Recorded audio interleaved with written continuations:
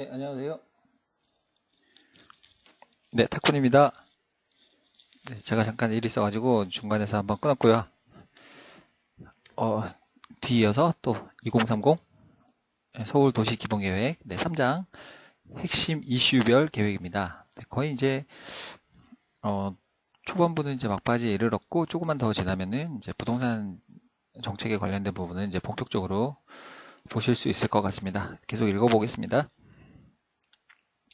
네, 지역 특성을 고려한 주거지 관리 체계 구축입니다. 네, 도시 및 주거 환경 정비 계획 수립 시 기존 정부 정비구역 위주의 점적인 관리 방식에서 탈피하여 생활권 단위에서 주거지와 그 기능 지원 기능에 대한 연계성을 고려하여 주거지를 종합적으로 관리하는 방식으로 전환하도록 합니다. 자연 환경이 수려한 구릉지, 역사, 문화, 자원이 밀집한 한양 도성 주변 주거지 및 한옥 밀집지, 기성 시가지 내 양호하게 조성된 전용 주거지역, 제1종 일반 주거지역 중 특성 보존이 필요한 지역 등은 고유한 도시 환경을 보호합니다. 이렇게 하는 게 맞겠죠. 전부 다 뭐 철거하고 재개발, 신축하는 방식이 아니라 보존을 하면서 어떤 조금 개발하는 방식. 노후화로 인해 주거 환경의 개선이 필요한 지역은 주민의 의사에 따라 관리 혹은 정비를 통해 정주 환경을 보호하고 관리합니다. 생활권 단위의 계획을 통해 현재 기반 시설의 수준을 고려하여 주거지를 관리하여 보다 나은 주거 서비스 환경을 확보하여 삶의 질을 향상시켜 나가도록 합니다.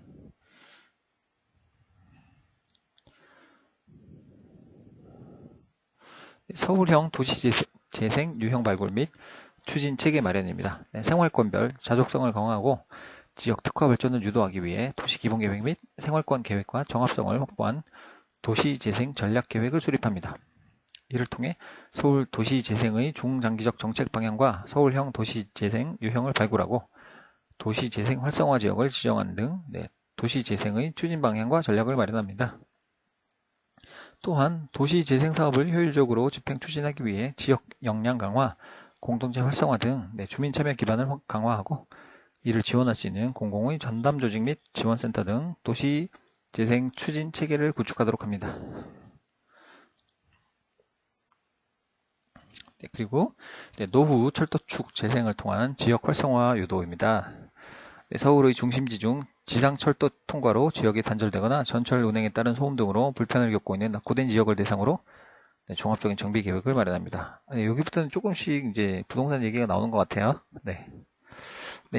지상철은 단계별로 입체화하여 단계별로 입체화한다고 합니다. 아무로 지하로 들어가겠죠. 단절된 지역을 연결하고 지상부는 주변의 낙후 지역과 통합적인 정비를 통해 지역 활성화를 유도합니다. 장기적인 관점에서 지상철 구간 중 중심지 역세권 주변 지역은 도시 환경 정비 사업 등을 통해 전략적으로 토지 이용의 고도화를 추진하되 지역 특성에 따라 소단위 정비 사업, 이게 핵심인 것 같습니다. 등 다양한 정비 방식을 적용하도록 합니다. 대규모 그런 부지 개발은 이제 거의 없을 거라고 했었습니다. 대규모 인프라의 입체화 및 주변 지역의 재생은 투입 비용 및 도시에 미치는 파급 효과가 크다는 점을 고려하여 시민들의 합의가 선행되어야 하는 바 시민 공감과 사회적 합의를 전제로 추진하도록 합니다.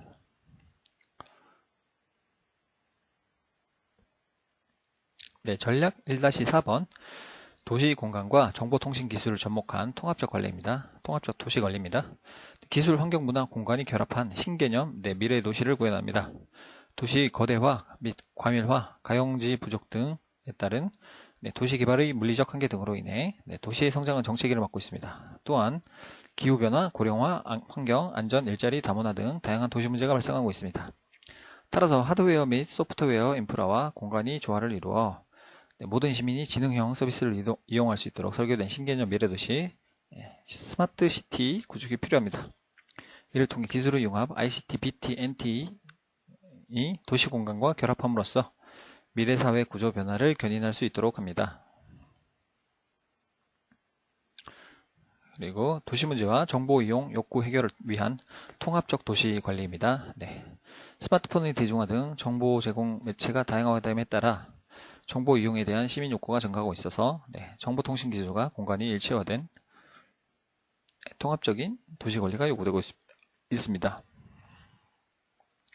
U 서비스를 활용하여 공간 특성에 맞는 공간 개발 전략을 구상하고 지능화된 공공시설의 구축 및 U 서비스의 운영을 위한 통합 운영센터를 구축하도록 합니다. 전략 1-5번 효율적인 친환경 물류 체계 구축입니다. 도시 내 물류 거점 시설의 정비입니다. 과거의 지역 간 화물 환적과 화물 자동차의 주차 및 대기를 위한 물류 시설에서 최근에는 화물의 보관 및 분류 등의 복합적인 집배송 기능을 위한 물류 시설이 요구됩니다. 동남권 물류 단지를 비롯한 서울 내에 위치한 물류 거점 시설, 한국 화물터널, 서부 트럭터미널, 동부 화물터미널을 복합적 집배송 기능을 담당하도록 재정비합니다. 여기가 이제 물류 거점 시설이 되겠네요. 한국 화물터미널, 서부 트럭터미널, 동부 화물터미널을 복합적인 어떤 물류 집배송 시설로, 그리고 기존 물류 시설은 장래 물류 수요에 대비할 수 있도록 첨단 물류 시설로 정비하고 화물터미널 기능 재정비 방안 및 기준 등을 마련하여 민간 사업자의 개발을 유도, 복합적 개발을 통한 고효율 물류 시설을 조성합니다.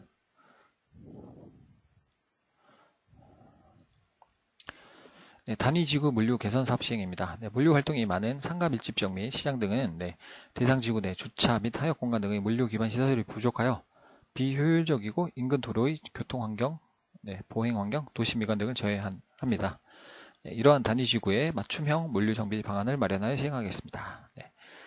단위지구 정비사업 추진 시 대상지 여건에 부합한 물류 정비 방안을 마련하여 상가 밀집 지역 및 시장 등의 화물 조업 공간 및 화차장 시설을 확보하고 거주 밀집 지역은 택배 화물을 위한 집배송 시설을 확보하겠습니다. 단위지구별 소형 물류 기반 시설 확충으로 도시 내 물류 환경 개선과 주변 도로 및 보행로의 영향 감소가 기대됩니다. 물류 정보화 체계 강화입니다. 효율적인 물류 정책을 위한 물류 지표를 개발하여 통합적 관리의 발판을 마련합니다. 물류 정보화를 통한 통합적인 물류 데이터베이스를 구축합니다. 데이터베이스의 표준화 및 타 물류 관련 시스템 간의 데이터베이스 연계로 물류 데이터베이스를 체계적으로 구축합니다. 친환경적 물류시설 개발 유도 및 친환경 운송수단 도입입니다. 도시 내 물류 거점 시설 입지 및 확충 시 녹지 등의 확보를 최대화하고 지역과 조화로운 외관 디자인을 적용합니다. 또한 표준 규격의 물류 시설과 소음 및 매연 배출이 적은 저공해형 물류 장비 설치 등을 장려합니다. 친환경 화물 자동차 도입으로 대기 오염 등 환경 부담을 줄여 온실가스 감축 협약 등에 대비합니다. 목표 2번입니다.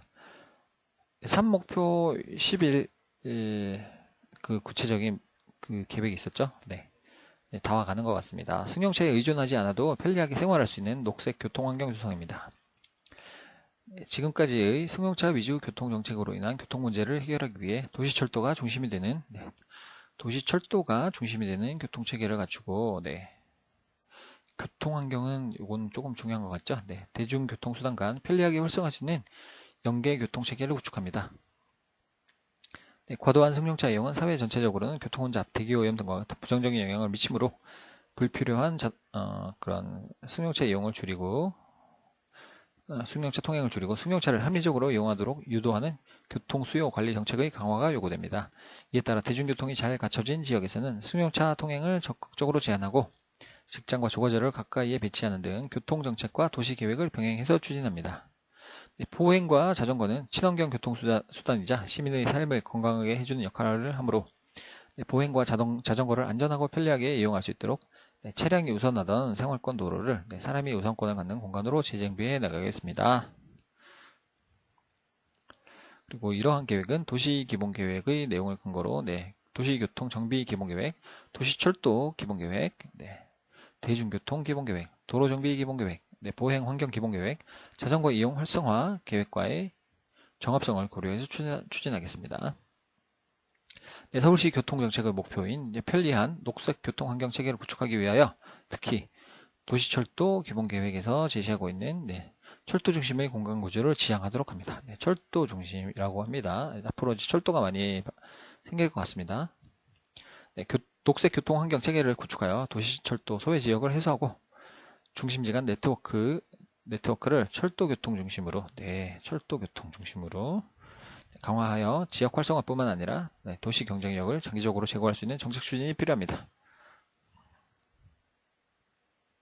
전략 2-1번 대중교통 중심의 도시 재생과 복합 연계교통 체계 구축입니다. 도시철도 중심의 대중교통 인프라 지속 확충입니다. 대중교통 체계는 정시성이 높고 대규모 수송이 가능한 도시철도를 중심으로 개편하고 대중교통 체계는 그러니까 이제 부동산 투자를 하려면 요거 철도가 어디에 생기는지 이제 미리 좀 정보를 획득할 수 있으면 좋을 것 같습니다. 버스는 도시철도를 지원하는 지간선 체계로 정비합니다. 따라서 도시철도 이용이 어려운 지역에 경전철 노선을 신설하여 철도 서비스 사각지역을 최소화하고 도시철도역까지 쉽게 접근할 수 있는 교통수단, 지선버스 등을 제공하여 서울 어디에서나 도시철도를 쉽고 편리하게 이용할 수 있는 교통체계를 구축합니다.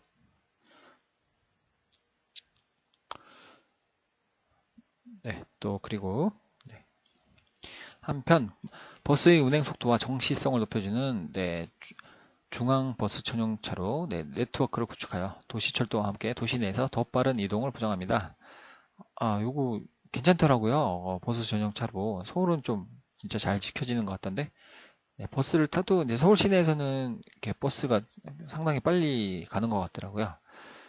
그런데 이제 광역버스를 타게 되면 고속도로에서는 이게 없는 지역이 좀 있어가지고요. 특히나 경인고속도로 여기는 이제 버스가 조금 밀리긴 하던데 서울 시내는 상당히 이게 좋은 제도인 것 같습니다. 또한 버스 노선 체계는 중앙버스 전용차로 네트워크로 대변되는 간선 버스 노선, 도시철도 및 간선 버스 노선을 단위 지역과 연계하는 지선 버스 노선, 특정 지역을 순회 운행하는 순환버스 노선 등으로 개편합니다. 버스 노선도 이제 개편할 예정인 것 같고요. 언제가 될지 모르겠습니다. 이게 2030년이 목표니까요. 이 도시기본계획은 그러니까 좀 장기적이고 사실은 추상적인 그런 계획입니다. 여기서 이제 도시관리계획이 나오게 되면 이게 이 도시관리계획은 이제 구체적이고 그리고 실질적으로 이제 시민까지 구속할 수 있는 그런 행정계획이라고 할 수 있겠습니다. 얘는 좀 장기적이고 추상적인 2030 도시기본계획은 큰 틀을 잡는 거라고 보시면 되겠죠. 큰 틀 안에서 이제 좀 세부적인 계획은 여기 도시관리계획에서 결정된다고 보시면 되겠습니다. 이러한 철도 인프라의 확충과 개선, 버스 체계 개편 등은 도시철도 기본계획, 대중교통 기본계획과의 정합성을 고려해 추진하겠습니다. 그리고 교통결절점 중심의 환승체계 구축입니다.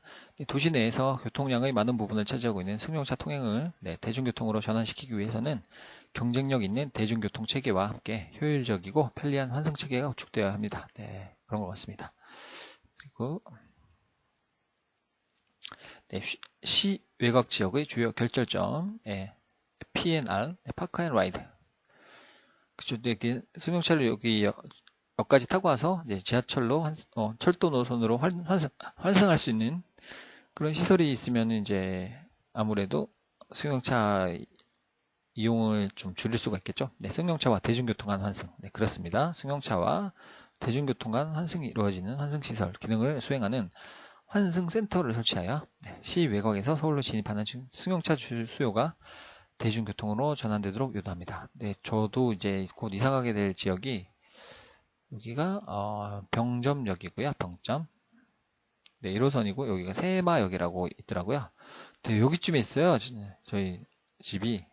여기서도 한 20분, 여기서도 20분 정도 걸리는데 이제 서울을 만약에 올 일이 있으면 이제 어떻게 여기까지 이 지하철역까지 갈 것인가 그거를 조금 고민을 해봐야 될 것 같은데요. 만약에 뭐 여기서 얘기하는 환승 좀 공영 주차장 주차비가 좀 싼 주차장이 있으면 제 자동차로 이렇게 가도 될 것 같고요. 이런 시설이 없다면은 이제 마을버스를 이용하거나, 그때 얘가 이렇게 배차 간격이 30분 정도 되더라고요. 그래서 시간을 잘 맞춰야 될 것 같고, 아니면 이제 자전거를 이용해서 역까지 이제 한번 여기 역으로 가볼까 하는 생각도 하고 있습니다. 지금 제가 자전거가 한 대가 있어가지고요. 그래서 이사를 가게 되면 일단 이런 것 교통 체계부터 파악하는 게 가장 우선인 것 같습니다. 네, 그래서 이러한 수도권 광역 환승 체계는 경기 인천과의 긴밀한 협력을 통해 시행 방안을 마련해야 하겠습니다. 그래도 조금 외곽지이긴 한데 지하철역이 뭐 2, 30분 거리 내에 있다는 거는 참 다행인 것 같더라고요. 뭐 지하철역이 많이 떨어져 있다면 제가 정기적으로 이렇게 서울에 그 병원도 좀 다녀야 되고 그런 상황이라서 이게 자동차로만 움직이려면 뭐 시간도 많이 들 테고, 또 기름값도 요즘 또 많이 올라가지고 부담이 많이 될 텐데, 그래 그나마 좀 지하철역이 근처에 있다는 거는 좀 다행스러운 일인 것 같습니다. 그리고 시 내부의 대중교통수단 간 버스나 도시철도, 버스나 버스, 도시철도 환승이 빈번히 발생하는 교통결절점에 또 여기도 R&R, 라이드 앤 라이드. 이거는 또 대중교통 간 환승이 이루어지는 환승 시설이네요. PNR과 R&R, 여기 차이점이 좀 있습니다. 여기는 P고, 여기는 R이고. 이런 단어들도 이제 알게 되네요. 이걸 읽으면서. 도시철도 역사 인근에 설치하는 버스 정류소는 역사와의 환승거리가 최소화되도록 하고, 환승 정보와 환승 편의 시설 등도 함께 제공합니다. 대중교통 역사나 정류장 등을 설치할 때에는 대중교통 이용을 위해 접근하는 보행, 자전거, 승용차 등 교통수단의 접근과 주정차에 대해서도 함께 고려합니다. 대중교통의 서비스 용량 확장성을 고려한 도시정비 및 관리입니다. 공급 위주의 교통정책은 더 많은 교통 수요를 유발하여 교통 문제를 해결하는 데 한계가 있으므로 공급보다는 오히려 관리를 통한 교통정책으로 전환되어야 합니다. 특히 서울은 새로운 교통시설을 추가로 건설하기 어려운 실정이므로 이미 거의 꽉 찬 것 같아요. 그리고 토지 이용 계획을 수립하거나 도시를 재정비하는 경우에는 가급적 현재의 교통시설이 수용할 수 있는 범위 내에서, 그러니까 항상 이제 기조가 같게 나오는 거죠. 대규모 어떤 단지 개발 같은 거는 좀 되도록 줄이고 소규모로 조금씩 이제 개발해 나가겠다는 그런 원칙입니다. 추진함을 원칙으로 하되 대중교통 서비스 공급 기반인 도로망의 정비 확충도 배려해야 합니다. 통행 수요를 많이 유발하는 시설은 가급적 분산 배치하고, 뭐 너무 집중해서 배치하면 통행량이 너무 늘어나니까 주차 문제도 그럴 거고, 차 막히는 문제도 많이 발생할 거고. 기존 교통시설의 서비스 용량과 확장 가능성을 고려해서 도시개발이나 정비 수준을 결정해야 하며, 도시개발에 따라 유발되는 교통수요에 대한 교통대책을 우선적으로 시행하는 등 선교통대책 후 도시개발, 대책을 먼저 세운 다음에 후에 개발하는, 그러니까 이런 원칙은 이제 국토의 계획 및 이용에 관한 법률, 이것이 이제 국토 개발에 가장 좀 일반법적인 지위에 있는 그런 가장 좀 큰 틀이 되는 법이라고 할 수 있겠는데, 이 법의 이름에서도 마찬가지로 계획이 선행되고, 계획을 세운 다음에 이제 개발 후 이용 개발, 이것이 이제 일관된 부동산 정책인 것 같습니다. 이제 이거 계획이 서지 않으면 그 무자비하게 계획 없이 개발을 하면 이제 난개발이 될 수가 있으니까요. 같은 맥락인 것 같습니다. 선교통대책 후 도시개발 원칙이 확립되어야 합니다. 이와 같은 전향적인 도시계획 정책이 바탕이 되어 과거의 성장 위주의 도시개발로 인해 발생한 교통 문제를 근본적으로 치유하고 개선해 나갑니다.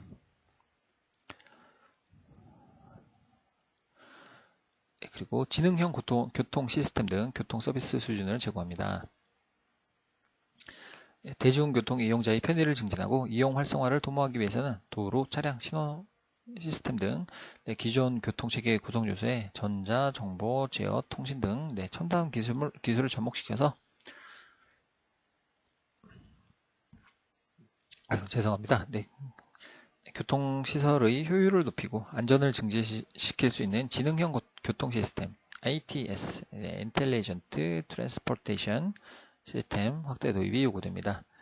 간선급행버스, 간선급행버스 사업 구축 시 기존 버스 정보센터와 상호 유기적으로 연계 통합하여 교통정보를 제공하고 환승 불편 해소 및 도로소통 완화를 도모합니다.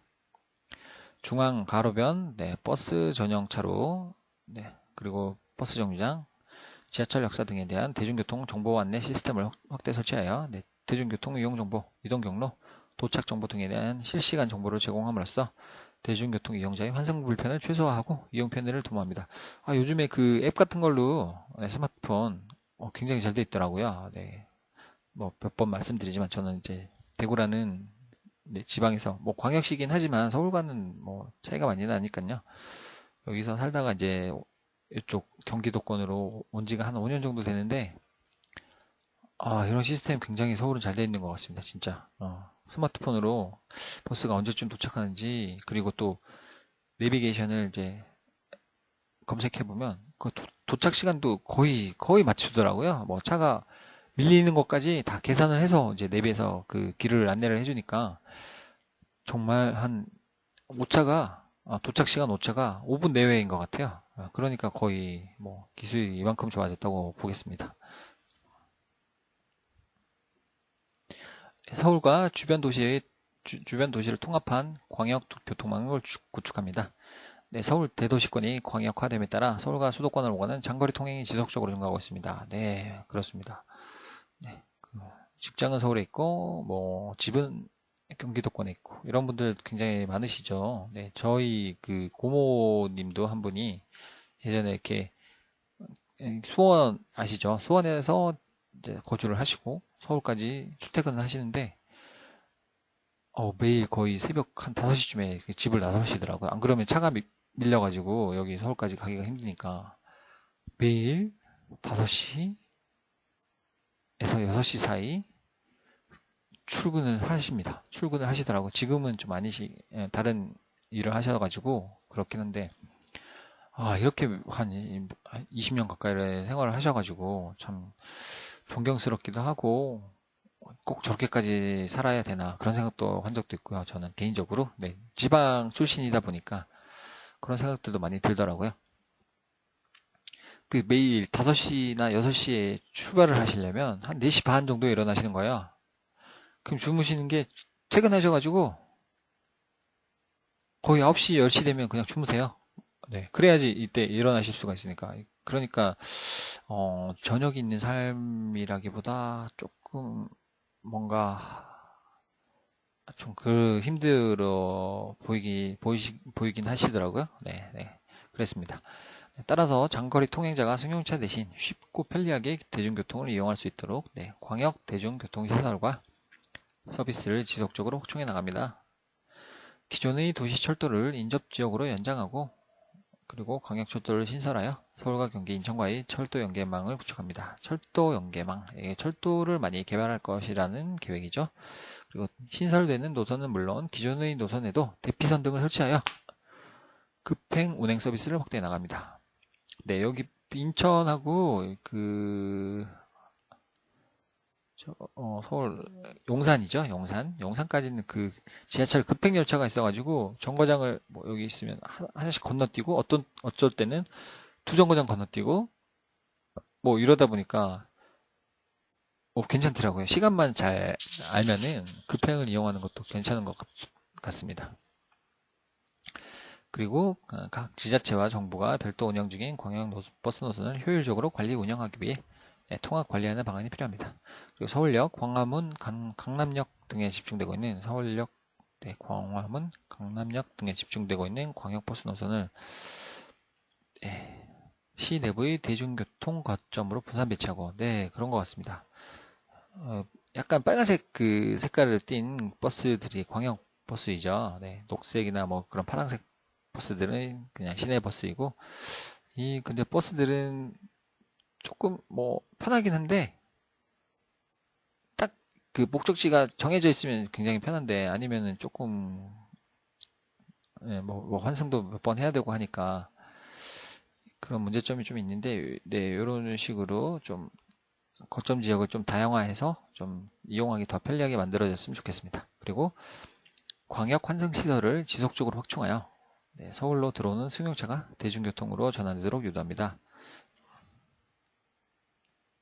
네, 이러한 대중교통의 중심이 되는 네, 광역 교통 체계로 효율적으로 운영하기 위해 전담기구의 기능 강화 등 인접 시도 및 중앙정부 등과 긴밀한 협조 체계가 구축되어야 하겠습니다.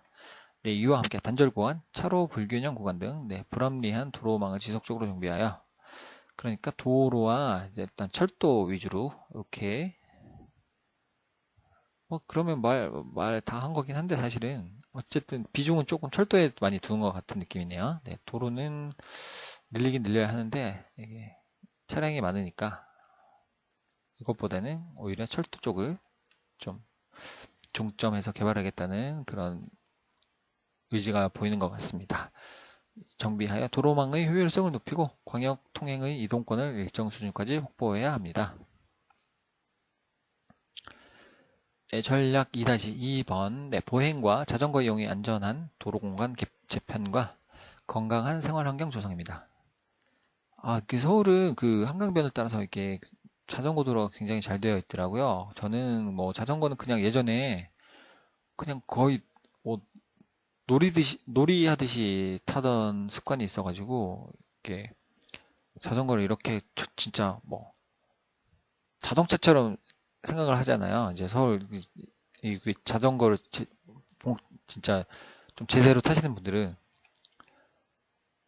그 헬멧도 다 쓰시고 뭐 그 저기 뭐지 뭐냐 블랙박스 네 이것도 달고 많이 다니시고 거의 뭐 자동차처럼 그렇게 생각하시는 것 같더라고. 그래서 제가 뭐 이렇게 막 동호회 분들이 쭉 이렇게 자전거 타고 자전거 전용도로를 막 오시는데 제가 이쯤에 이제 또 자전거 전용도로도 횡단보도도 있더라고요. 이렇게 횡단보도가 있었고 저는 이쯤에서 그냥 뭐 아이 뭐 자전거 전용도로인데 하면서 그냥 건넜어요. 이분들이 조금 이제 아직까지는 저랑 가깝지 않아가지고 이렇게 동호회분들이 쭉 오시는데 딱 건넜더니 여기 첫 번째 자전거를 타고 지나가시면서 횡단보도로 다니세요 이러시면서 가시더라고요. 그래서 이게 자전거도 이제 조금 예전에는 그냥 단순히 그냥 막 타고 다녔다면 요즘은 약간 교통 수단으로서 조금 인식하는 그런 시민 의식이 좀 발전된 것 같긴 하더라고요. 물론 이거 제가 잘못한 거죠. 네. 여기 횡단보도가 있으니까 횡단보도로 건넜어야 되는데 그냥 건넜다고 이제 한 소리를 들었죠. 이분들한테. 그렇지만 어차피 이거는 제가 잘못한 거고, 네. 이분들은 당연한 권리를 주장하신 거니까 할 말은 없습니다. 그리고 이렇게 자전거를 좀 체계적으로 교통문화로 인식하는 그런 인식 자체는 굉장히 좋은 현상인 것 같습니다. 네, 그래야지 좀 질서 있게 많이 타시잖아요. 저처럼 그냥 아무 개념 없이 자전거를 타면 뭐 그냥 아무렇게나 막 다니면 사고 날 위험이 있으니까요. 네. 또 말이 길어졌습니다. 또 읽어보겠습니다. 네, 지역 특성을 고려한 보행 친화적 생활권 조성입니다. 네, 생활권에서 도로와 보도는 네, 이동을 위한 공간이자 네, 일상생활을 하는 장소로서 삶의 일부인 중요한 공간입니다. 네, 도로와 보도는 네, 그동안 이러한 생활권에 대한 중요성이 간과되었으며 일부 보호구역으로 지정되거나 네, 보행환경 개선 사업 등 개별 사업에 의해 부분적으로만 관리 정비되고 있었습니다. 네, 편리한 이동을 위한 기능적인 개선뿐만 아니라 네, 머무는 공간으로 그러니까 도로와 보도는 그냥 이동하는 공간뿐만 아니라 머무는 공간으로 서의 질적인 개선을 추진하고 기존 개별 사업 위주의 생활권 정비에서 벗어나 생활권의 지역적 특성을 종합적으로 고려하는 개별 사업 위주에서 벗어나서 종합적으로 고려하는 개선 방안을 마련하는 면 단위의 통합 정비 추진이 요구됩니다. 면 단위 통합 정비는 교통 측면에서는 통행 속도 제한, 교통 정원화, 통과교통 억제, 보호구역, 통합관리, 주차공간 정비 등을 고려하고 도시공간 측면에서는 마을 사업체의 사업 등과 함께 연계 정비하는 형태로 추진합니다. 또한 차 없는 마을을 지정 운영함으로써 차량보다 사람이 우선되는 생활권을 확대해 나갑니다. 여기 그 홍대 쪽 그쪽이 차 없는 마을이라기보다 차 없는 날? 그런 거를 하는 걸 제가 본 적이 있거든요. 그런 내용인 것 같습니다. 어디였죠? 잠깐만요. 여기였는데 지나가 버렸네요. 차 없는 마을. 그리고 이러한 생활권 정비는 지역 거주민들이 직접 참여하여 스스로 동네를 만들어가는 형태로 시행됩니다. 그리고 도로 공간 재편을 통한 녹색 도로 조성입니다. 지금까지는 차량을 우선하는 도로 정책이었다면 그랬었죠. 앞으로는 사람을 먼저 생각하는 도로 정책으로 전환할 필요가 있습니다. 즉 차량만을 위한 도로 공간을 보행자, 자전거, 버스 등과 함께 이용하는 공간으로 전환해 나갑니다. 근데 이게 자전거가 그냥 이렇게 한강변 같이 전용 도로가 이렇게 쭉 좀 나 있으면 좀 안전하게 타실 텐데 도로변에 이렇게 뭐 조그맣게 이렇게 자전거 전용 도로가 막 있으면은 여기 버스도 막 왔다 갔다 하는데 자전거 타고 막 다니시는 분들 보면 상당히 좀 불안해 보이기도 하더라고요. 그래서 이런 것도 좀 보완책이 좀 있으면 좋겠다 그런 생각을 많이 했습니다. 또 인도로 타고 다니면 이게 또 자동차로 분류가 되잖아요. 그래서 인도 타고 다니면 또 안 되고 여기로 타고 다니면 꽤 위험해 보이고 약간 그런 점이 있긴 있었습니다. 그리고 도로 폭이 과도하게 넓은 구간은 교통 상황 등을 고려해 차도부를 줄이고 줄어드는 도로 공간은 보행자를 위한 보도나 자전거 이용자를 위한 자전거 도로, 대중교통 이용자를 위한 중앙 버스 전용 차로 등을 지역 상황에 맞게 설치합니다. 조금 내려서 읽을게요. 그리고 또한 도로를 신설하거나 재정비하는 경우에도 자동차, 보행자, 자전거, 대중교통 등 모두가 안전하게 이용할 수 있는 도로 공간으로 조성합니다. 한편 보행자가 많이 몰리고 대중교통이 편리한 지역에는 차 없는 거리와 대중교통 전용 지구 등과 같이 보행자와 대중교통을 위한 전용 공간을 조성합니다. 그러니까 차 없는 거리는 이제 개인 승용차만 이제 좀 제한을 하고 승용차 통행만 제한을 하고 대중교통은 허용하는 이런 식인 것 같습니다. 그리고 아울러 도심의 주요 지점과 관광지 등을 연결하는 도심 보행길 프롬나드. 어려운 단어들이 많이 나오네요. 뭐 도시 보행길이라는 뜻으로 해석하면 되겠죠. 이걸 조성하고 기존의 지하철 역사, 지하상가 등을 연계하는 지하공간 보행축 등을 구축하는 등 도시를 마음껏 걸어다닐 수 있는 보행 네트워크를 점진적으로 확대해 나갑니다. 여기 뭐 지하상가가 나와서 지하공간이 나와서 잠깐 말씀드리면 제가 사는 지역이 인천 부평이거든요. 여기 지하상가가 그 단일 규모 지하상가로서 뭐 최대 상가가 입점해 있다고 기네스북에 올라 있습니다. 뭐 아시는 분들은 다 아시겠지만 오시면은 이렇게 중심 지하상가가 있고요. 뭐 이런 식으로 굉장히 많이 이렇게 길이 막 뻗어나가 있어가지고 이게 한번 처음에 들어가면은 길을 잘 못 찾을 수도 있어요. 막 이런 식으로 막 이렇게 막 거미줄처럼 막 이렇게 지하상가가 형성이 돼 있어가지고 거기가 거기 같고 여기가 여기 같고 처음에는 저도 길을 몇 번 헤매고 그랬었는데 지금은 좀 그래도 잘 찾아다니지만 그래도 가끔 몇 번 출구로 나가야 된다 이런 거 있으면 출구가 한 20몇 개 있더라고요. 뭐 27번인가 28번인가 그때 그렇게 있는데 몇 번 이게 혹시나 처음 오신 분들이 저한테 뭐 몇 번 출구로 가려면 어떻게 해야 하나요? 이렇게 물으시면 저도 잘 그런 건 대답을 잘 못 해드립니다. 그냥 제가 가는 길만 알죠. 그만큼 이제 규모가 크거든요. 근데 지하철이 연결이 돼 있어가지고 상권도 엄청나고 저는 예전에는 진짜 그냥 어릴 때는 지하상가에 일하시는 분들 보면 되게 형편이 어려우신가 보다 그런 생각을 했었어요. 예전에. 근데 여기 지하상가는 전부 다 부자들이십니다. 상인들께서 정말 놀라울 정도로 상권이 엄청나게 거대하더라고요. 뭐 지하 공간이 나와서 한번 여담으로 말씀드려봤습니다. 그리고 보행축 등을 구축하는 등 도시를 마음껏 걸어 다닐 수 있는 보행 네트워크를 점진적으로 확대해 나갑니다. 마음껏 걸어 다닐 수 있는 요 괜찮은 것 같아요. 걸으시면 건강에도 좋아지고, 뭐 만약에 뭐 그렇게 오랜 시간 걷는 게 아니시라 만약에 출퇴근을 보행으로 하실 수 있으시려면 너무 좋겠죠. 아니면 뭐 지하철로 한 2, 30분 거리 내리셔가지고 회사까지 한 5분 정도 걸으시고 이 정도는 참 괜찮은 것 같아요. 좀 걸으니까 삶의 활력도 있고요. 뭐 운동이라고 하기는 좀 그렇지만 걷는 거는 참 좋은 것 같습니다. 단절 없는 자전거 이용 환경 조성입니다. 자전거가 하나의 교통수단으로 인식되고 요즘은 정말 아이고 자전거 타시는 분들 많으세요. 진짜로 장비 다 착용하시고 전용 그 수트까지 입으시고 이렇게 타시는 분들도 많으시고 좀 인식이 예전하고는 조금 많이 바뀐 것 같습니다. 좀 더 확실히 선진화된 것 같습니다. 우리나라가. 인식도 그렇고요.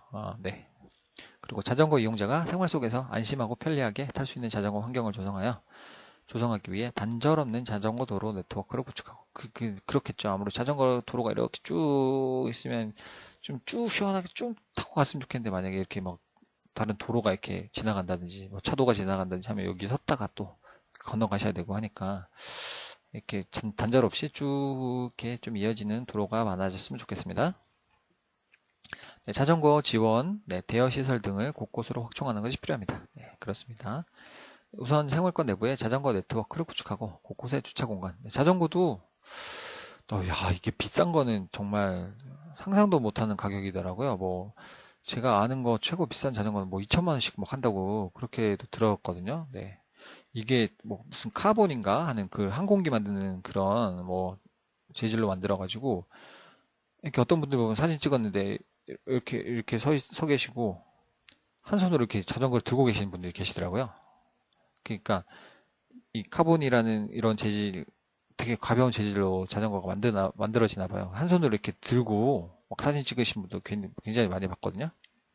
이런 자전거는 적어도 한 2, 300만 원 훨씬 넘을 것 같아요. 그러니까 주차 공간도 제대로 돼야 되고, 2천만 원이면 웬만한 소형 승용차도 살 수가 있잖아요. 그러니까 이게 뭐 잃어버리거나 파손되거나 하면 큰일 나니까 좀 괜찮은 주차 공간, 안전하게 보관할 수 있는 그런 공간도 필요할 것 같고, 아울러 대중교통과의 연계를 위해 지하철 역사 등에 자전거 주차장을 설치하고 자전거 주차장 중요한 것 같습니다. 자전거 예전에 저도 많이 잃어버려 봐가지고 좀 이렇게 좀 안전하게 보관할 수 있는 자전거 주차장이 있으면 좋겠다 생각을 많이 했었습니다. 대중교통 탑승 시 자전거를 소지할 수 있도록. 저는 한번 지하철에 자전거를 타고 갖고 한번 타봤는데 그 안내 문구를 보니까 평일 이게 출퇴근 시간에는 좀 이게 자전거를 못 갖고 오게 써 있는 것 같더라고요. 그리고 또 주말 같은 경우는 좀 괜찮은 것 같고, 한번 타봤는데, 갖고 타봤는데, 좀 색다른 경험이긴 했습니다. 제가 여기 인천에서 저기 팔당댐 그쪽까지 한번 갈 일이 있어가지고 자전거를 갖고 가봤는데 조금 힘들긴 하더라고요. 제 자전거는 워낙에 이제 좀 저렴한 건데 무게가 너무 무거워가지고 들고 오르락내리락 하기가 조금 힘든 건 있었습니다. 뭐 가벼운 자전거나 접는 자전거는 괜찮은 것 같아요. 좀 좋은 자전거를 구매하시면 무게가 가벼우니까 들고 다니시기도 좀 편하시고. 특히 한강과 지천의 자전거 도로를 자전거 간선축으로 활용하고, 한강 뭐 자전거 도로 굉장히 잘 돼 있는 것 같던데, 그리고 이를 생활권 자전거 도로와 연계하여 도시 내 자전거 네트워크를 구축해 나갑니다. 그리고 뭐 제 아는 형님 한 분은 신혼여행을 가시는데 여기 인천 그 아라뱃길 여기서 시작해가지고요. 어디였지? 대구까지인가? 대구까지인가? 이렇게 그 4대강 사업을 한 걸 쭉 이어갖고 자전거 도로가 있다고 하더라고요. 저는 해보지는 않았는데 실제로. 그러면서 이제 농담 삼아 뭐 몇백억짜리 자전거 도로를 만들었니? 뭐 그런 얘기도 하시던데, 뭐 저는 뭐 그냥 들은 얘기만 이렇게 말씀을 드리는 겁니다. 뭐 그냥 뭐 정치적인 그런 의도는 전혀 없고, 네. 그렇다고 하더라고요. 이게 아라뱃길부터 어디까지였더라? 지금 정확히 기억은 나는데요. 거의 지방 어디 그 경상도까지 쭉 한 방에 이어서 갈 수 있다고 그런 길이 생겼다고 하긴 하더라고요. 자전거 좋아하시는 분들은 뭐 이런 것도 한번 도전해 보시는 것도 괜찮을 것 같아요. 네, 국토 종주 뭐 이런 걸로 해가지고, 네. 네, 그리고 네, 현재 시범 사업 중인 공공자전거 도로 주요 지점으로 확대하고, 네, 현재 시범 사업 중인 공공자전거 도로 주요 지점으로 확대하고, 공공자전거를, 네, 그리고 각 자치구 등에서 개별 운영 중인 대여 자전거와도 연계하여, 네, 언제 어디서나 자전거를 이용할 수 있는 환경을 조성함. 그리고 또 한 가지만 더 말씀드리면, 제가 이제 학생 때 이렇게 제주도가 있잖아요. 여기 서귀포시가 있고, 이 공항에 내려서 자전거로 이렇게 일주를 한번 했었어요. 한 3박 4일 정도 걸렸는데, 3박 4일이면 사실은 주변 경치를 볼 여유가 좀 없습니다. 계속 자전거 페달을 밟아야 되거든요. 여기 하루 쉬었다가, 여기 하루 쉬었다가, 이렇게 서귀포까지 돌아오는데, 조금 만약에 한 일주일 정도 기간을 잡으시면, 네, 해안도로를 따라 자전거로 이렇게 편안하게 좀 너무 빡세게 밟으시면 힘드시니까요. 자전거로 이렇게 제주도를 한번 일주일 해보시는 것도 좀 괜찮은 방법인 것 같더라고요. 좀 근데 3박 4일 정도는 좀 일정이 너무 빠듯해요. 이게 정말 쉴 틈 없이 페달을 밟아야 됩니다. 여기 한 바퀴가 한 300km 정도 된다고 들었나? 그 정도 되는 것 같은데요. 하루에 한 100km씩 이렇게 움직이시려면 너무 빠듯해요. 그 구경할 시간도 없고, 뭐, 이렇게 막 맛있는 거 먹을 시간도 잘 없고요. 그냥 하루 종일 해질 때까지, 해 떠서부터 해질 때까지 자전거 페달 밟다가, 네. 그런 게스트하우스 같은데, 또 피곤해서 누우면 또 바로 잡니다. 또 잠들어요. 뭐 맥주 한잔 하는 시간도 없고, 그래서 또 일어나면 또 자전거 타고 그냥 또 돌고 이래야 되니까, 한 일주일 정도 좀 여유가 생기시면 이런 것도 한번 도전해 보시는 것도 괜찮은 것 같고요. 네, 뭐, 꼭 자전거가 너무 좀 힘들고 부담스럽다 하시면 오토바이, 조그만 50cc 같은 이런 걸로 좀 일주 한번 해보시는 것도 괜찮을 것 같아요. 저는 자전거 일주 한번 해봤고, 그 다음에는 이제 그냥 차로 이렇게 막 돌아다녀 봐가지고, 네, 오토바이는 못 타봤는데, 차로 다닐 때 보니까 이거 오토바이 타고 다니시는 분들 좀 괜찮아 보이긴 하더라고요. 이게 뭐 너무 더우면 막 팔도 타고 막 그러시겠지만 좀 날씨 좀 선선하고 그럴 때는 이것도 괜찮은 것 같습니다. 네, 전략 2-3번. 네, 또 시간이 길어졌네요. 또 빨리 읽어 내려가겠습니다. 네, 승용차 이용의 합리적 관리. 네, 대중교통 서비스가 양호한 도심부의 승용차 접근 관리 경과입니다. 예, 도시철도와 버스 등 대중교통만으로도 네, 접근이 편리한, 그러니까 승용차를 굳이 이용하지 않고 이렇게 대중교통만으로도 네, 접근이 편리한 한양도성 지역 및 강남 지역 등은 네, 다른 지역보다 네, 적극적인 교통수요 관리 정책을 추진합니다. 거기 그 테헤란로 있는 그 강남역 주변 그쪽도 좀 차들이 많이 막히는 곳이죠. 그래서 그쪽은 제가 차를 가지고 뭐 그렇게 많이 다녀본 건 아닌데, 네, 죄송합니다. 차가 많이 막히니까 사실 차를 갖고 가기가 좀 부담스럽더라고요. 예, 그래서 이쪽은 그냥 철도나 지하철이나 버스 타는 게 훨씬 편한 것 같더라고요. 그리고 다른 지역보다 적극적인 교통수요 관리 정책을 추진합니다.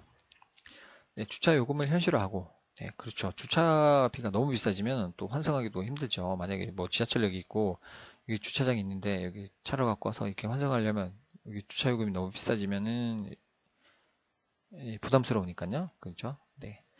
그리고 불법 주정차를 강력히 단속하는 등 네, 도심의 주차 수요 관리를 우선 시행하고, 네, 그리고 도심 지역의 높은 주차 요금을 차등적으로 부과하거나 부설 주차장의 설치를 제한하는 등 네, 적극적인 주차 수요 관리 정책을 시행합니다. 주차장을 늘린다는 얘기가 아니고, 네, 승용차를 갖고 오지 못하게 하기 위해서 제한한다는 뜻인 것 같아요.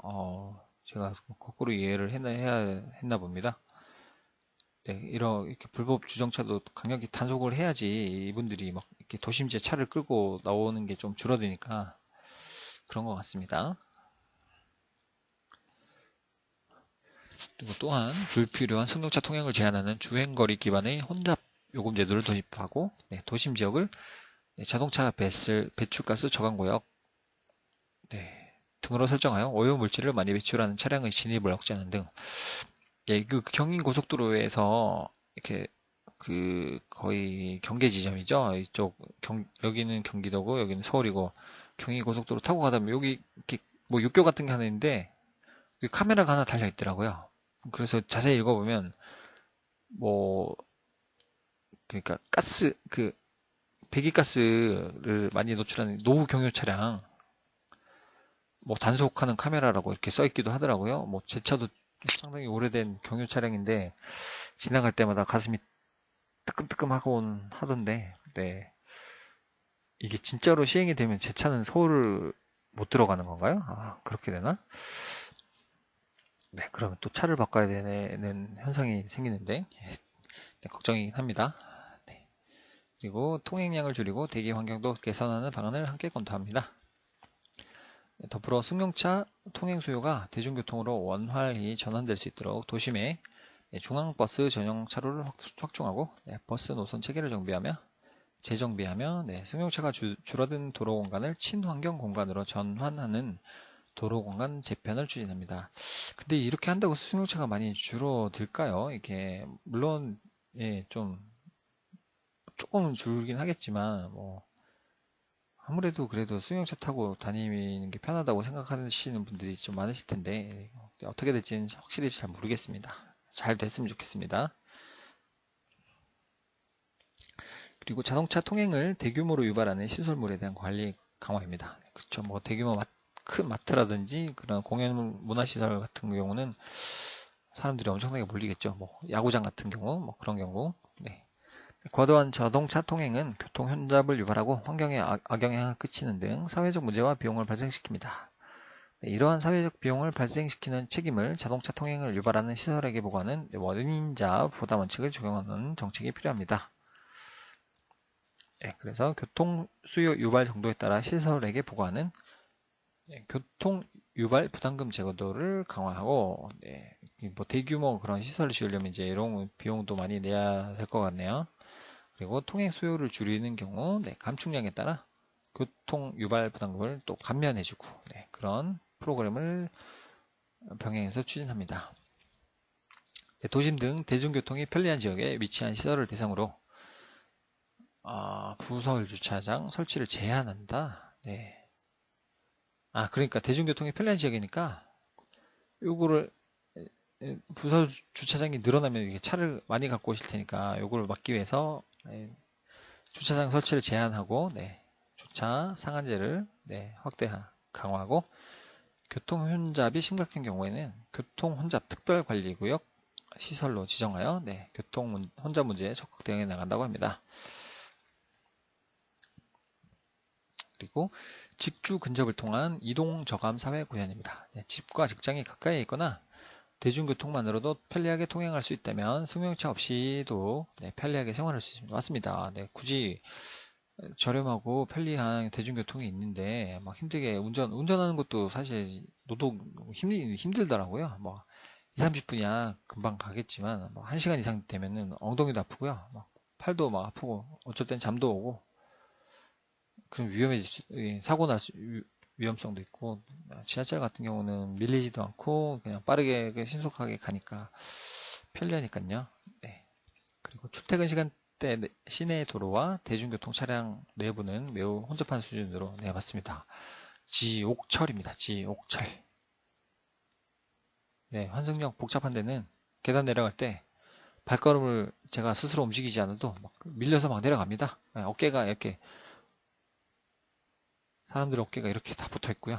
자동적으로 이렇게 축축축축축 밀려서 내려가는 그런 기이한 현상도 경험을 해봤습니다. 그리고 이를 근본적으로 해결하기 위해서는 집과 직장 사이의 거리를 줄이는 직주 근접의 실현이 필요합니다. 그러면 좋겠는데요.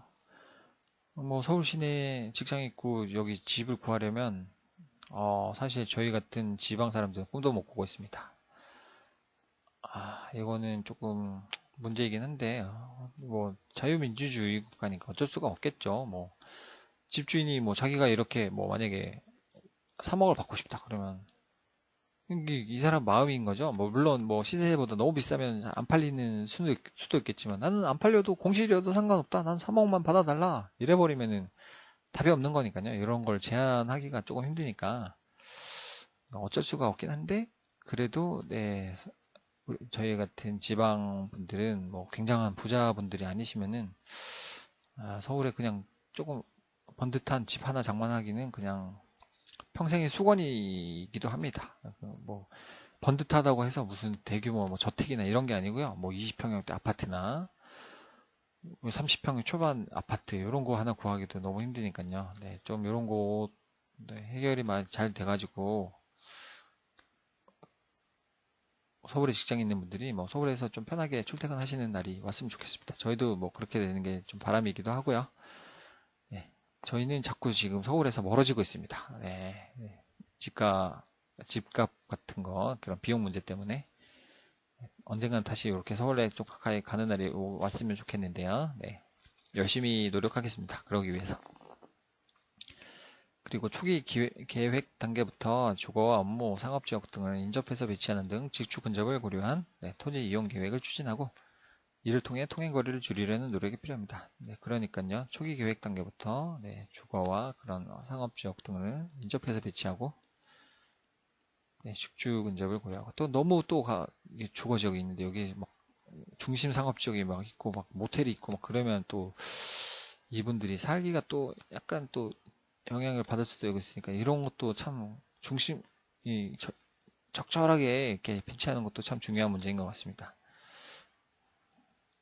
그리고 이와 함께 재택근무와 스마트 워크 등 유형 근무제를 활성화하고 이런 것도 괜찮을 것 같네요. 뭐 굳이 출근할 그런 해야 되지 않고 집에서 뭐 업무가 가능하다면 집에서 그냥 업무를 해버리면 교통 수요가 많이 줄어드니까요. 그러면은 좀 교통 문제가 많이 완화될 수도 있을 것 같습니다. 장기적으로는 주요 대중교통 결절점을 중심으로 고밀, 복합, 입체적으로 개발하여 고밀, 복합, 입체적은 뭐 지하화한다거나 고가도로를 건설한다거나 이런 거겠죠. 그러니까 결절점을 이렇게 개발한다는 거죠. 또 전부 다 고밀하게 개발해버리면 또 너무 또 교통 문제가 또 심각해지니까 결절점을 중심으로 개발하여 대중교통과 집과 직장이 가까이에 위치하는 대중교통 중심의 직주 근접 도시구조를 지향합니다. 시간이 조금 지난 것 같아서 빨리 읽어보겠습니다. 어디까지 읽었을까요?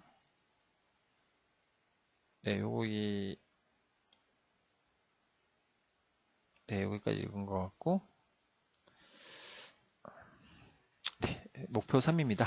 목표 3이고 이제 거의 다 온 것 같아요. 세 가지 목표와 큰 목표와 11개 전략이 있었는데 이제 이번 목표까지 한 대여섯 개 전략이 지나갔을 거고 이제 한 서너 개 정도 전략이 남은 것 같습니다.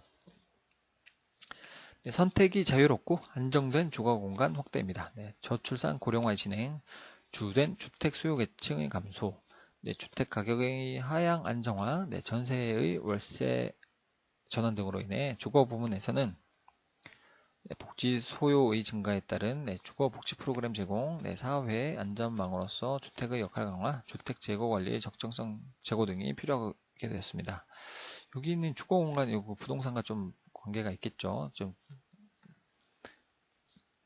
정신을 집중해서 읽어보도록 하겠습니다. 서민 주거 안정과 주거 환경 개선을 위하여 공공주도의 부담 가능한 주택 공급을 지속적으로 확대하고 공공이 주도한 그런 주택 공급은 좀 확대할 예정인 것 같고요. 그리고 1, 2인 가구, 노인 가구 등의 증가에 따른 소형, 저렴주택 소요의 증가에 대응하기 위해 다양한 유형의 소형 저렴주택 공급이 확대되어야 하겠습니다. 그쵸? 1인, 2인 정도 사는데 뭐 60평 뭐 이렇게 사실 살면 좋긴 하겠지만 방이 막 4개, 5개 있으면 다 쓰실까요? 네. 그러니까 조금, 이런 분들은 좀 작은 평형대에 살아도 괜찮으실 것 같으니까, 네. 좀 소형주택, 이 공급이 좀 되면 좋겠습니다. 네, 또한 저소득층의 주거 안정을 위해 네, 주택 바우처 확대. 바우처가 약간 뭐 쿠폰 같은 그런 제도이죠. 네. 그리고 네, 다양한 유형의 공공임대주택 공급 주거복지 프로그램 지원을 강화하고 네, 가구 특성별 지원 대상별로 서비스를 차별화하여 제공합니다. 네, 아울러 주민공동체 활성화를 유도하기 위해 커뮤니티 신설을 확대하고 커뮤니티가 뭐 그런 이렇게 이게 어떻게 한국말로 어떻게 해석을 해야 정확한 표현일까요? 그러니까 서로 뭐 이렇게 연관된 그런 같은 그런 공동의 관심사를 가진 사람들끼리 이렇게 좀 가까이 살면서 이렇게 공동의 문화를 형성한다 그럴까요? 네, 그런 걸 이제 커뮤니티라고 하겠죠. 네, 그리고 그런 시설을 확대하고, 근데 이런 걸 좀 활용하려면 어떤 그 공동 공간을 하나 제공하고 이렇게 각 그 주거 그 개인별로 이제 주거 공간 같은 거를 제공하는 이런 주택을 그 뭐라고 하더라? 예, 약간 이런 주택도 있더라고요. 주방 같은 거는 다 모든 세대가 공동으로 이용하라고 네, 각자 이제 생활 공간이 따로 있는 네, 그런 주택들도 요즘에 좀 많이 지어지는 것 같고요. 아, 이런 주택이 뭐라고 했는지 갑자기 명칭이 생각이 안 납니다. 아, 예, 이거 커뮤니티가 있고 아무튼 공동주택이긴 한데 뭐 주방이 각 세대별로 다 따로 있는 게 아니라 뭐 어린이 놀이방 하나, 뭐 이런 주방 공간 같은 거 하나, 뭐 그런 커뮤니티 공간 하나를 이제 공동으로 사용하고 나머지는 이제 개별적으로 세대별로 이렇게 생활하는 그런 주택도 있고요. 네, 그리고 다양한 유형의 주택 재고를 유지하기 위해 주민 참여에 의한 커뮤니티 정비와 주민의 사회 경제적 특성에 맞는 복지 및 편의 시설을 확대합니다. 그리고 결국 공급자 위주의 주택 대량 공급 방식에 탈피하여 이제는 대량 공급 아니고요. 수요자 중심의 주거 복지 및 주거 환경의 질, 퀄리티를 제고하는 그런 정책으로 전환할 필요가 있습니다. 도시 기본 계획에서 제시하고 있는 주택 계획의 발전 방향을 근거로 2020 서울 주택 종합계획 그리고 서울시민 복지기준 주거기준과의 정합성을 고려하여 세부적인 전략 및 시책이 시행되도록 합니다. 전략 3-1번입니다. 부담 가능한 주택 공급 확대 및 주택 수급 관리 체계 구축입니다. 소득 대비 부담 가능한 주택의 공급입니다. 소득 대비 뭐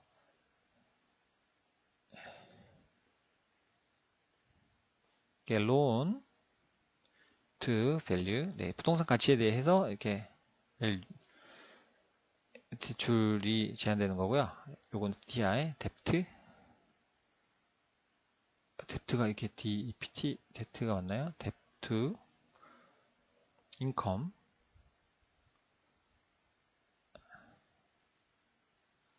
소득에 근거하여 어떤 부채 비율을 제한하는 이런 단어가 이제 등장할 것 같습니다. LTV, 요즘 뭐 신 DTI 뭐 이런 것도 있고 DSL인가요? 새로운 그 개념이 등장했던데 요거는 지금 정확한 단어가 지금 생각이 안 나서 나중에 말씀드리고 요것도 나중에 그 파리 대책액 부동산 파리 대책할 때 뭐 개념이 나오면 저도 공부를 좀 해가지고 뭐 말씀드려 볼 수 있도록 하겠습니다. 신 DTI하고 뭐 이 신 개념은 저도 아직 정확히 들여다보질 않아가지고 넘어가겠습니다. 저출산 고령화, 1, 2인 가구의 비율 증가 등으로 인구 및 가구 구조의 변화와 생활 방식의 변화를 반영하여 다양한 유형의 소형주택 공급을 대형주택 공급보다는 이제는 소형주택 공급을 확대한다고 합니다.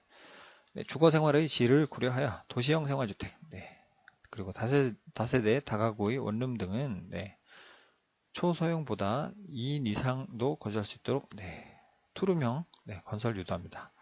그러니까 도시형 생활주택은 너무 작게 짓지 말고, 다세대, 다가구 원룸 등도 2인 이상도 조금 거주할 수 있는 조금 투룸형으로 한다고 합니다. 그리고 전용 50에서 60제곱미터 정도. 50제곱미터면 16평 정도 되겠죠? 16평? 60제곱미터면 38, 19평 요 정도 될 것 같습니다. 대략 계산한 겁니다. 전용이 16, 19평이면은 이제 공급 면적은 한 22, 3평 이 정도 되는 것 같습니다.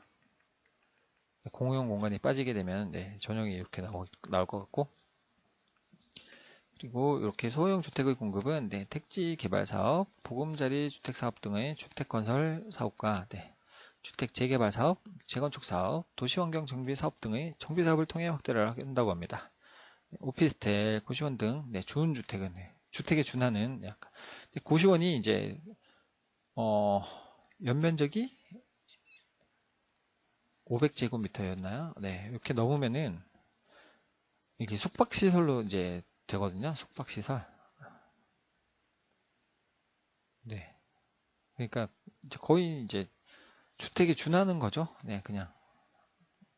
그 오피스텔은 뭐 원래 그랬었고, 그래서 주거 환경 안전 기준 또는 최소한의 거주 기준을 마련하여 바람직한 주거 공간의 형태로 공급한다고 합니다. 여기 미만은 근린생활 시설이었나요? 그렇게 되는 것 같고 500제곱미터가 넘으면 숙박시설로 된다고 합니다.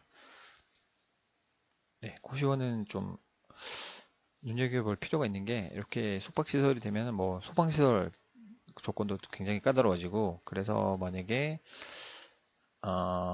저희 중개를 할 때 조금 주의해서 봐야 될 것 같습니다. 뭐 면적이 넓은 그 고시원을 운영하고 싶다는 분이 막 찾아와서 뭐 그런 공간을 구해달라고 하면 요거 소방시설 굉장히 좀 눈여겨 봐야 될 것 같아요. 소방시설. 워낙에 그때 한번 사고가 난 뒤로 화재 사고가 난 뒤로 이제 소방시설이 그 소방 조건이 굉장히 까다로워졌다고 하더라고요. 그리고 넘어가겠습니다. 그리고 자가주택 보유 부담 감소 유도입니다. 소득 6분위 이하 가구의 자가주택 점유율이 40% 정도에 불과하고, 소득 6분위 이하 가구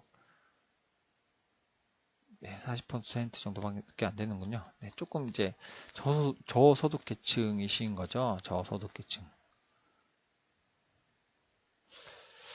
그럼 이런 분들은 자가주택 점유율이 40% 정도밖에 안 된다고 합니다. 나머지는 뭐 전세, 월세 이렇게 막 깔세 뭐 이렇게 사시는 거겠죠. 깔세는 상가에만 해당되는 건가요? 깔세 이거는 깔세라는 개념은 이렇게 법적인 용어는 아닌 것 같고 그냥 그 현장에서 사용되는 용어인 것 같습니다. 깔세.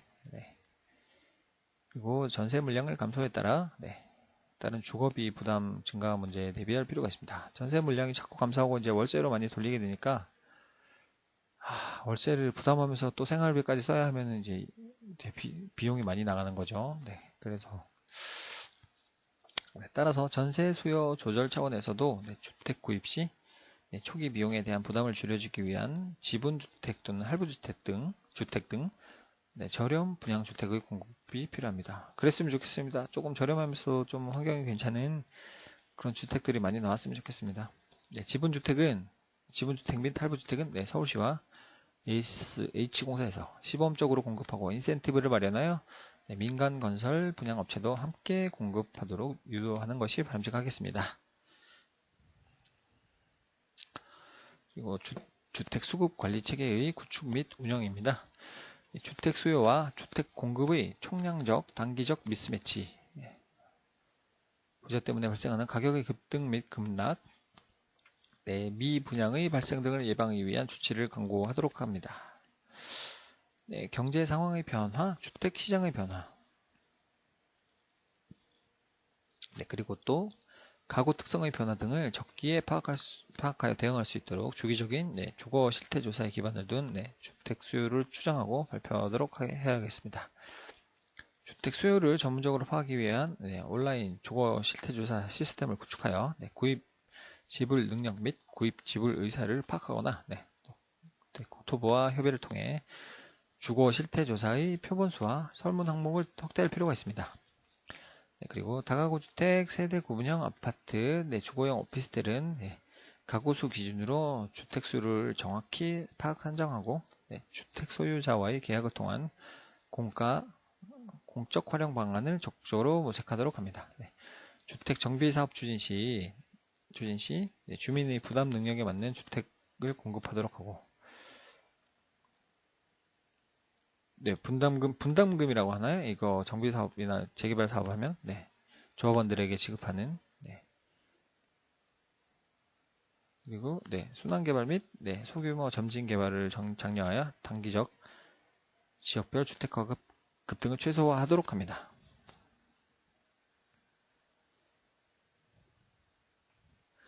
그리고 장기적으로 사용 저렴주택의 과도한 멸시를 제어할 수 있도록 도시 주거 환경 정비 기본 계획 수립 시 주택의 멸실 및 공급에 관한 종합적 관리 방안을 마련하도록 합니다. 주민의 부담 능력에 맞는 주택 공급 개념도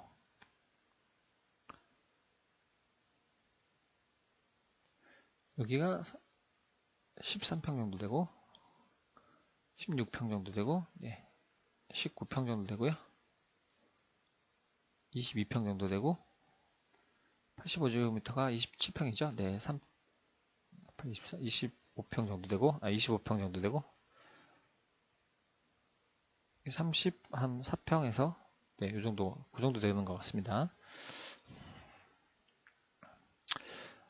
표를 한번 분석을 해봐야 될 것 같은데, 여기는 조금 60제곱미터 정도에서 많이 이제 지역을 주택 규모별 분포는 부담 가능한 주택 규모가 약간 소형 평수대에 몰려 있고, 여기는 기존 정비구역은 좀 큰 평수를 지급하려는 그런 경향이 있었다면, 요거를 이제 조금 바꿔서 중심 평형대, 그러니까 이분들이 요 정도 부담할 수 있도록 여기에 이제 초점을 맞추는 그런 계획인 것 같습니다. 정확한지는 모르겠지만 아무튼 제가 분석하기에는 그런 느낌입니다.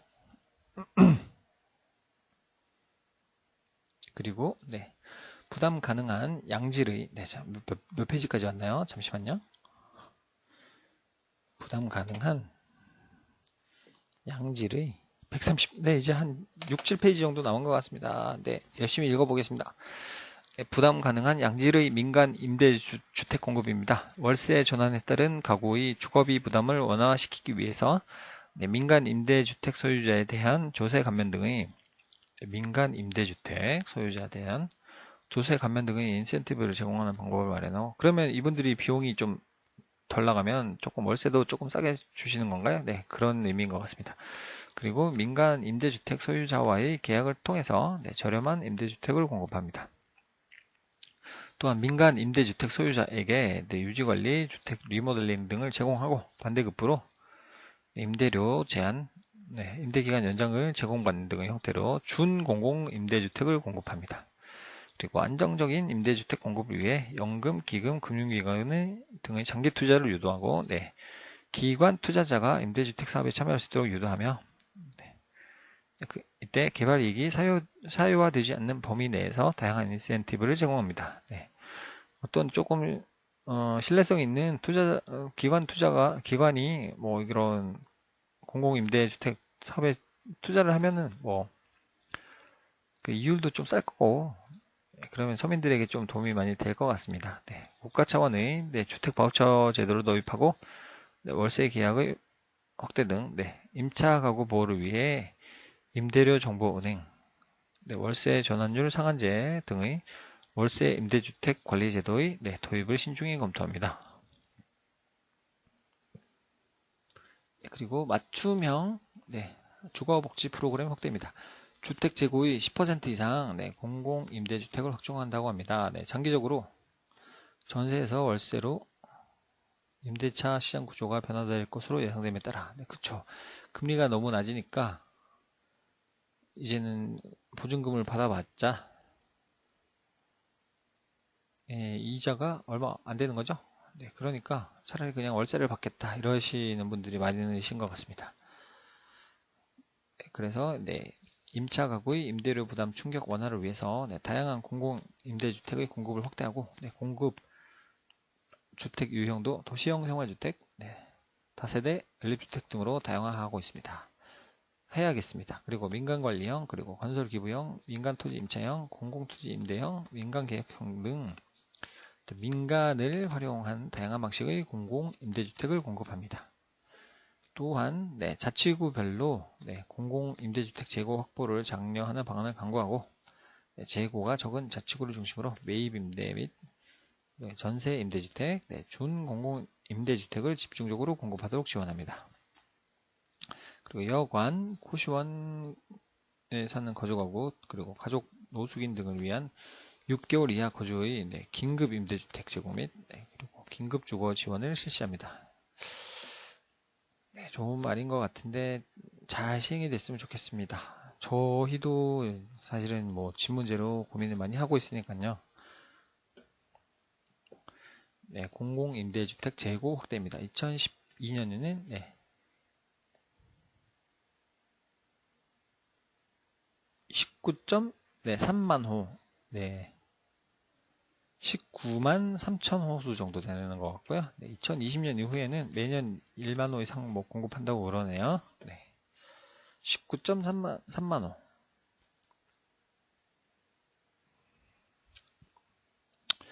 네, 유형별 공공임대주택 현황입니다. SH공사, 네, LH공사 전체, SH공사, 뭐 용구임대, 50년 공공임대 있고 국민임대, 재개발임대, 장기전세, 기존 주택 매입임대, 전세임대. 이런 개념들도 좀 자세히 잘 알았으면 좋겠는데 지금은 잘 정확한 개념을 잘 모르겠습니다. 나중에 공부를 해가지고 다 알게 되면은 또 말씀드릴 기회가 있을 것 같습니다. 네, 공부 열심히 해야겠네요. 네, 그래서 이렇게 늘어나고 이렇게 늘어나고. 네, 죄송합니다. 잠시만 여기서 좀 끊어가겠습니다. 네, 감사합니다.